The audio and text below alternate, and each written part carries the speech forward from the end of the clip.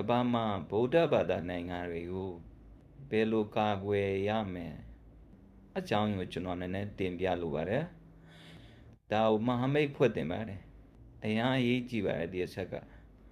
ဗုဒ္ဓဘာသာနိုင်ငံကမဟာမိတ်မရှိကြောင်းကဘာမှာကိုကြည့်ရင်14နိုင်ငံရှိ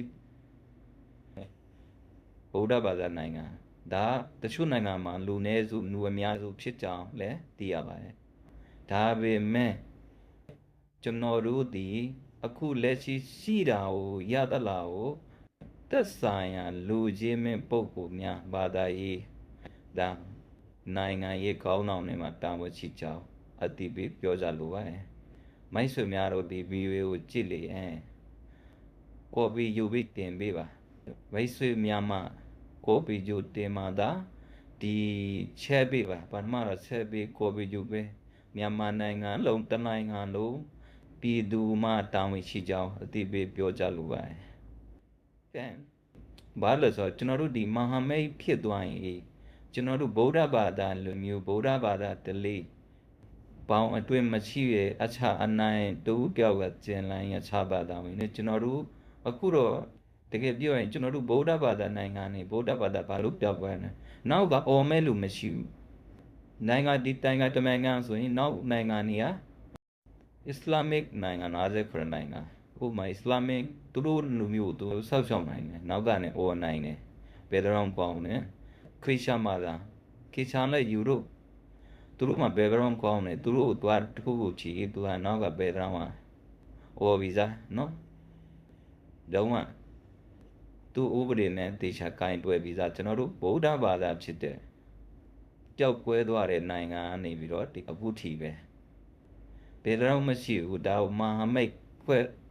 တင်ကြောင်းတင်ပြလိုအပ်ပါတယ်ဒါဒီဗုဒ္ဓဘာသာနိုင်ငံကဘာမှာဆက်လက်ရက်တီဖို့အတွက်ဘာသာရေးကောင်းဆောင်နိုင်ငံရေးကောင်းဆောင်ပြည်သူကောင်းဆောင်ခေါင်းဆောင်ပฏิတိကောင်းဆောင်မြန်မာတာဝန်ရှိကြောင်းအတိပေးပြောကြလိုပါတယ်ဒီလောက်ရကိုကျွန်တော်တို့ပြည်သူတိုင်းမှာ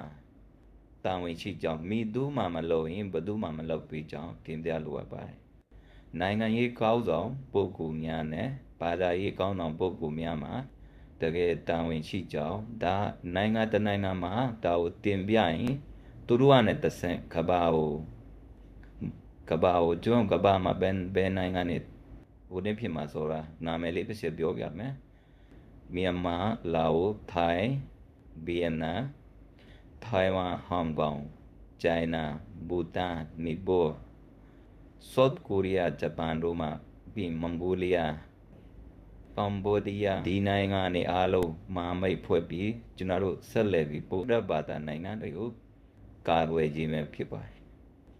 ကာကွယ်လက်ကာကွယ်နိုင်မှာဒါနိုင်ငံကြီးတွေပါတဲ့အတွက်ကြောင့်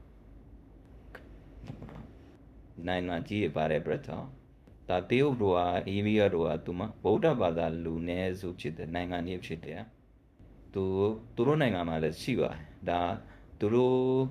ဒါညှိညှိရင်တော့အစဉ်ပြေမှာပါဒါဗုဒ္ဓဘာသာနိုင်ငံတွေဆက်လက်ပြီးကျွန်တော်တို့ security ပိုင်းအားနည်းနေပါတယ်ကျွန်တော်တို့နိုင်ငံမှာကျွန်တော်ဗုဒ္ဓဘာသာနိုင်ငံတနိုင်ငံနဲ့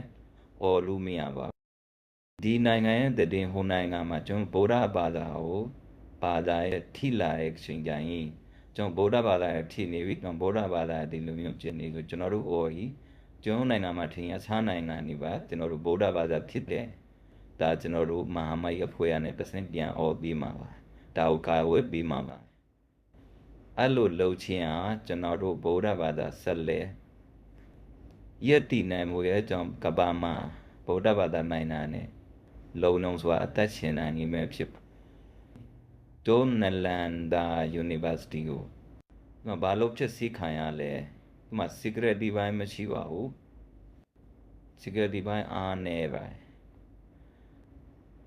ဒါမိတ်ဆွေများတို့ဒီကိုလိုပါတယ်အခုလည်းကျွန်တော်တို့နိုင်ငံမှာsecurity ဘိုင်းအားနည်းသွားမှာပါအခုမလုပ်ရင်ဘယ်တော့မှမလုပ်ပြပါဘူးဒါမာမိတ်ဖွဲ့လိုက်ကျွန်တော်ဗုဒ္ဓဘာသာရဲ့ဒါဒီ mission တစ်ခုဟာအရင်ခိုင်မာသွားအောင်ဖြစ်သွားမှာပါ ဗုဒ္ဓဘာသာပဲနိုင်ငံမှာထိလိုက်ဥပမာအခြားနိုင်ငံတွေကိုအချုပ်ချလို့မရပါဘူးတချို့ဘာသာတွေနဲ့ကြောဗုဒ္ဓဘာသာနဲ့စကားများတာတော့တခုခုဖြစ်တာတော့ပေါ့နော်အခုကျွန်တော်တို့ကဘာမှာဒီလိုက်ကြောဘင်္ဂါလီကိစ္စနဲ့နိုင်ငံကြီးอ่ะဒီဟာဒုက္ခရောက်နေအဲ့ကြရင်ကျွန်တော်တို့ဘာဟိုကဖောင်းနာထုတ်တာတို့နိုင်ငံအချုပ်ချတဲ့နိုင်ငံတွေပေါ့နော်သူတို့မှဒီမှာဖြစ်သွားတဲ့အကြောင်းကိုသူတို့အနောက်ကနေအော်နေရဒါဘယ်လိုလုပ်ဒါလုပ်ဆိုရကျွန်တော်တို့အခုအကယ်၍အခုအချိန်မှာကျွန်တော်တို့ဗုဒ္ဓဘာသာ14နိုင်ငံကျွန်တော်တို့ထောက်ခံဘယ်နိုင်ငံမှာလဲအော်ရဲမှာမဟုတ်ဘူးတချို့တွေပြောတယ်မင်းတို့အလို့လုပ်ရင်ဟာဗုဒ္ဓဘာသာနိုင်ငံလို့ပြောရင်မင်းတို့နိုင်ငံမှာတိုးတက်ပါဘူးဒါလောက်အေးချမ်းတဲ့ဗုဒ္ဓဘာသာ